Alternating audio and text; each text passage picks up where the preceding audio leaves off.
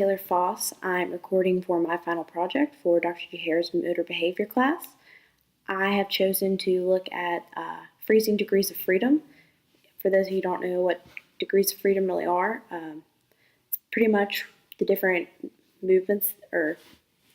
different body positions or movements that make up a certain skill that you're teaching to a learner. The benefit of this is that we are able to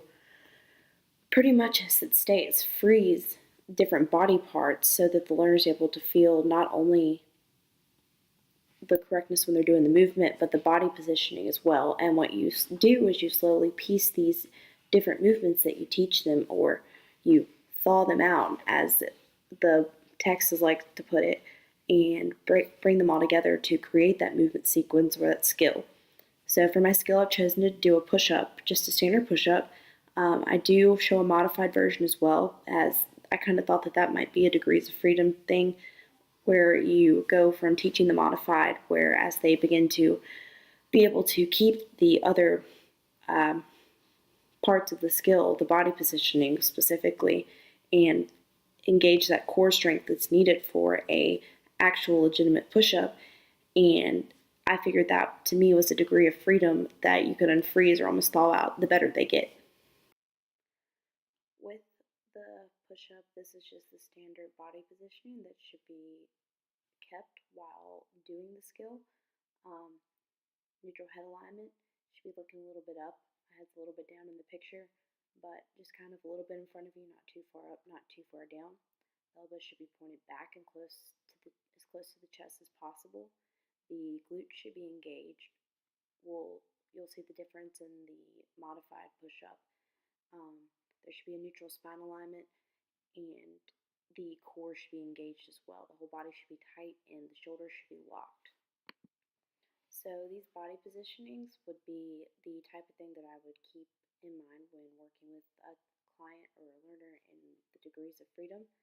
So I would first make them be able to engage in all these specific body positions before even having them lower themselves to the ground and come back up for the push-up, or even do the modified push-up. I'd make sure that their elbows were locked and have them feel that positioning. Then I would make them understand the difference between having a neutral spine and the core being engaged as compared to when it's not. I'd also want them to be able to feel the difference in if their neck was having a strain, or if it's too far back or too far down, in the negatives that it can have on performing the skill. And I also want them to feel the difference when their glutes are engaged as compared to when they're not. So here I just wanted to show the basic push-up and the body positioning in a slow motion to kind of see what the full motion looked like in both the standard push-up versus also the modified push-up. So as you can see, there's a neutral spine alignment, elbows are back, shoulders are locked, head is slightly up, the glutes are activated, and the core is engaged. As you go into the modified push-up, you can see the difference where the learner would be on their knees to be able to help with the bringing of their chest down to the floor and back up, but still keeping that neutral spine alignment, the elbows back and close to the sides, and also the head alignment as well. This allows them to be able to get the feel of what it is to do the standard push-up once they are able to reach that level. In the beginning of the video, I mentioned how I was going to do the modified push-up as a means of the degrees of freedom and being able to unfreeze that eventually, that specific body positioning, to add to the full movement sequence of a standard push-up. So as you can see here, unlike a standard push-up, we've modified to where the knees are bent rather than the glutes are engaged. This does, however, still require the core and to be engaged and maintaining that neutral positioning of the spine, but the learner is able to get more of a feel at this point of what the upper body should be doing, how the shoulders should be, how the head should be, and how it feels to lower their body to the floor correctly without worrying about being up on their legs and keeping the glutes activated, and how their foot positioning should be. With the modified push-up, this also allows them to feel more successful than it does defeated for not being able to do the standard push-up, and allows them to understand the movement and how they can lower their body to the floor and up and also gain strength in their arms and their chest, but keeping those elbows back to really engage those chest muscles, and eventually how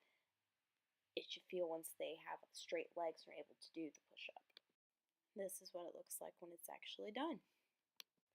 So once we've unfroze that lack of glute activation in the modified push-up to allow for control and learning of the positioning of the upper body to successfully do a push-up and lower the body to the ground and back, we can then unfreeze the glutes not being activated and straighten the legs and have the learner up on their toes and have the glutes engaged, but still have them understand the neutral positioning of the spine that is required and also the activation of the core. And I think a good way to do that would be is to have the learner plank in this position per se, and slowly, once they gain that core strength and the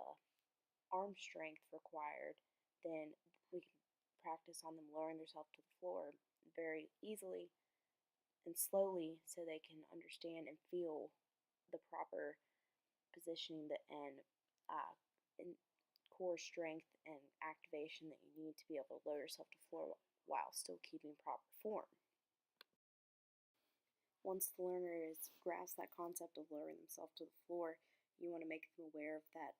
positioning of the arms and the shoulders and the chest and how engaged the core should be in the neutral spine alignment, how even at that point where they're almost resting on the floor, how important it is for everything to be engaged and tight for them to be able to bring themselves back up.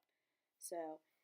as a way of freezing that movement, I would want them to lower themselves as low as they could without touching the floor, but remaining that core engagement and pretty much doing a very low plank to be able to fill that position, how their arms should be tucked into their sides and the elbows should be back and their head should still be slightly up at a little bit of an angle but not too high. And also feel that glute activation even at that low level and understand it's going to take a lot of strength for them and that positioning to get themselves back up to the top of the movement. Here's just another view of how the body should be when the glutes are engaged, core is engaged, elbows are back, shoulders are locked before lowering oneself to the ground for the push-up. So once the learner has grasped the concept of the upper body involvement and movement and positioning along with the lower body positioning and core engagement, then at that point they should be able to complete the full movement sequence that is the standard push-up, from that top plank position to lowering themselves all the way to the floor, and then being able to bring themselves back up while maintaining glute activation, neutral spine alignment, core engagement, locked shoulders, a neutral head positioning, and having the elbows back. This reduces injury of the elbows, any problems that may result